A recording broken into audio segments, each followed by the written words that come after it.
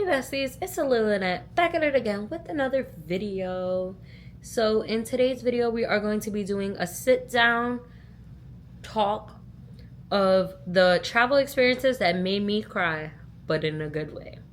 So I wrote all my notes down. If you see me looking at my phone, that's why. So I do want to tell you guys I'm moving and pivoting a little bit, not much, with my channel. I do want to do some more sit down videos and like other things aside from only travel vlogs, only because I don't travel 24/7. I mean, I do travel a lot and I do travel for work, but I don't travel 24/7. So I still want to be consistent and still give you guys the content. The first time I had an emotional happy tears on vacation was in Paris. I went to Paris February 2024. Paris was my first European city, and that's when it hit me that traveling is my new life. I have always traveled. The first time I traveled on a plane was at a year old. I went to New Orleans. I only have been to the Caribbean, Mexico, and around the States before I became a travel creator and a flight attendant. Traveling to Paris just hit different. Before heading to Paris, it was a dream of mine to see the Eiffel Tower in real life. 2021, I went to Vegas with my mom and we seen the Paris Hotel, which has the Eiffel Tower. I was just so excited after that to go to Paris. Prior to my trip, I kept seeing Paris all over my social media.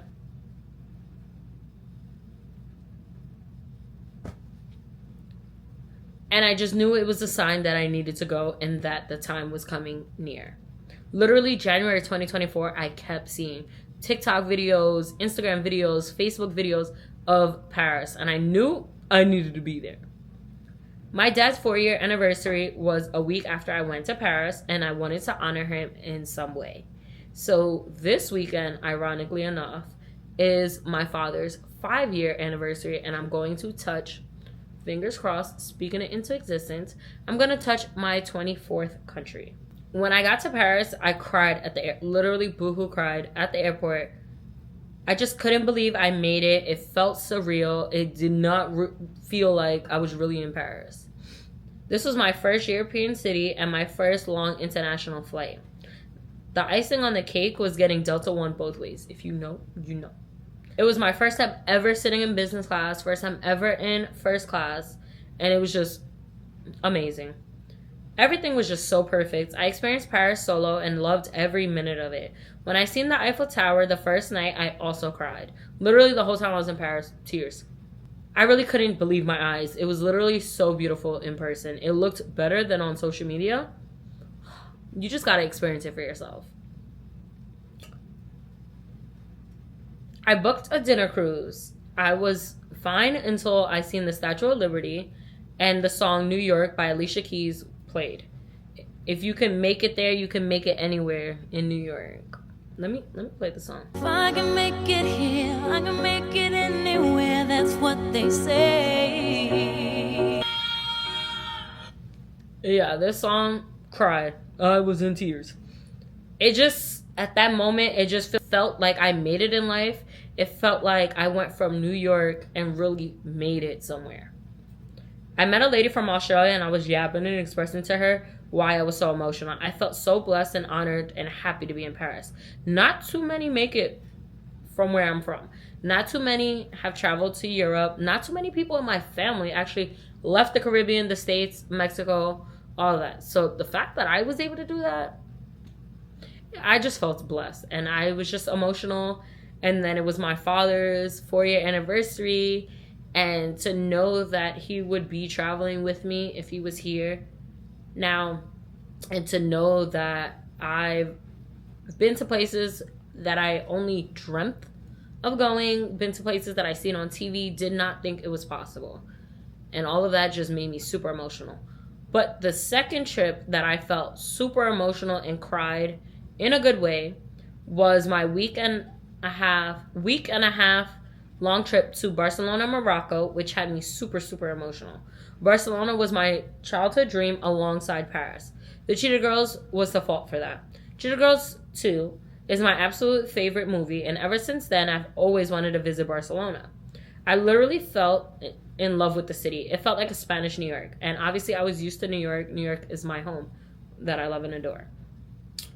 Now that I know a lot of Spanish, it was super easy to navigate and talk to people.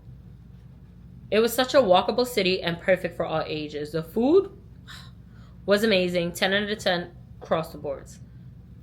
The first part of Barcelona was a solo trip, and then my cousins joined me for my cousin's birthday. Being with them just meant everything to me. It felt so good to travel internationally to Europe with them. We've always traveled together, but being in Europe and Africa just hit different. They're more than just my cousins, they're my best friends, so it felt wholesome. After Barcelona, we went to Morocco. Being in Africa was super emotional as well. Not only was I with my best friends in Africa, the motherland, but to just be in Africa was just so mind-blowing. It was like, it felt amazing. Which is crazy because, like, a lot of people, forget Europe, but a lot of people have never touched Africa. And the fact that I was there, I was just in tears.